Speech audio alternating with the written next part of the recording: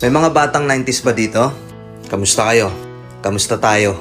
Alam nyo, sa totoo lang tayo may pinakamasayang kabataan.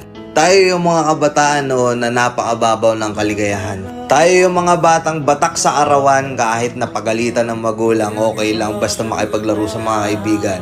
Di natin alam kung ano yung teknolohiya. Di natin alam kung ano yung cellphone. Di natin kilala si Coco Melon. Kontento na tayo sa mga laruan natin at sa kung ano yung meron. Tayo yung mga batang halos makompleto natin lahat ng laruan sa Jollibee at McDo. Bumibili tayo ng tig-pipisong laruan baka sakaling may laruan doon sa loob. Naalala nyo?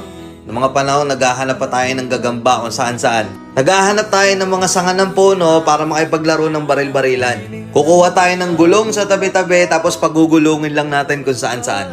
Mabibwisit tayo kapag hindi tayo pinayagan ng magulang natin makipaglaro sa mga kaibigan natin sa ulanan.